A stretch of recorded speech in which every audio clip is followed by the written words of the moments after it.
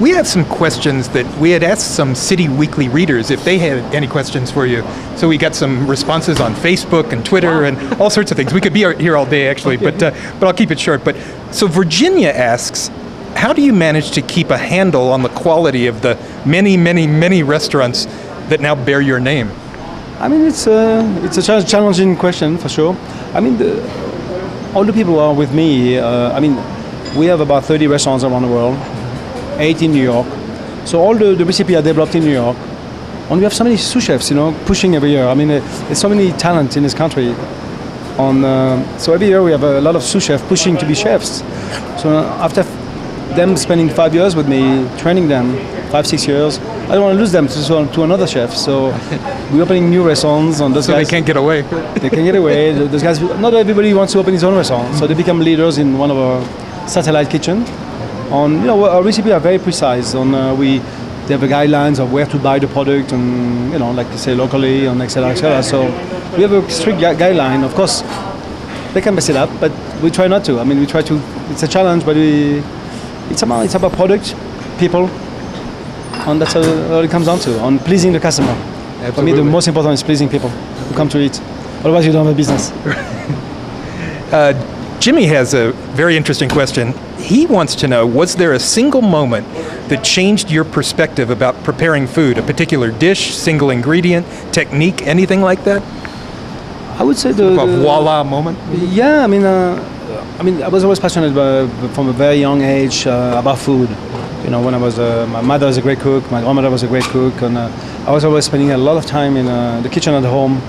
When I turned 16, they took me to a 3-star Michelin restaurant, and that changed my life. I don't know if people could do a living out of food. I discovered Burgisel by any chance? Exactly.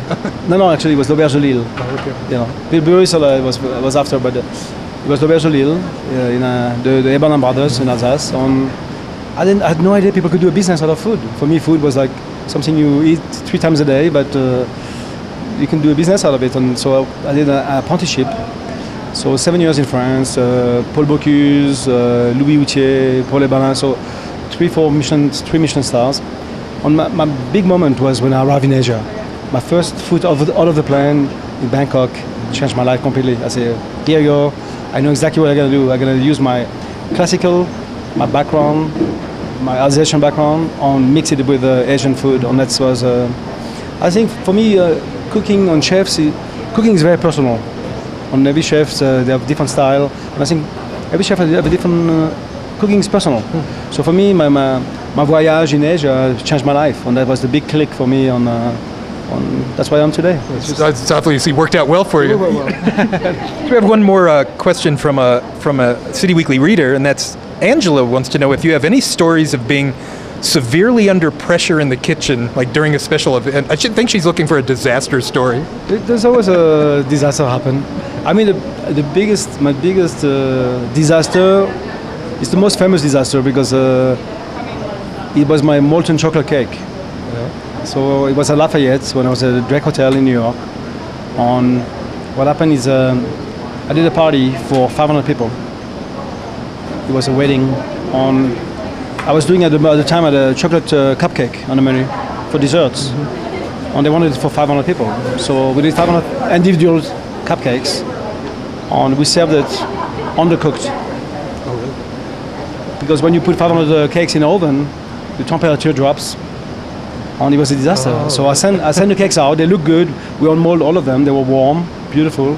When the first table cut into it, it was running. It was oozing out. I said, my God, it's over. I'm over in New York forever. And when I came out after they introduced me to the party, I got a standing ovation for the chocolate cake.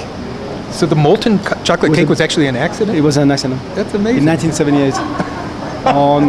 A lot of people are doing it now, all over the world. Yeah. And so it became, I put it on the menu the next day. 6 months after, it was on the front page of the New York Times. Oh, that's fantastic. And it was an accident. So sometimes accidents make you famous. Wow. Can you tell us just a little bit about the cuisine here at J&G Grill? Which is, by the way, in this beautiful St. Regis Hotel in Deer Valley. This place is just eye-popping. Yeah, but soft at the same time. Yeah. It's not too intimidating. It's grand, but I think it has a lot of softness to it. So it's great. The cooking here, I call it the best of. So I'm taking dishes from Jean-Georges, from Mercer Kitchen, from Vong, Spice Market, Jojo. So it's a sort of a tour of Jean-Georges restaurants. That's right. So on as well, we have steaks as well. You know, we have a grill with so people can have a simple meal, like just a grill, a sirloin.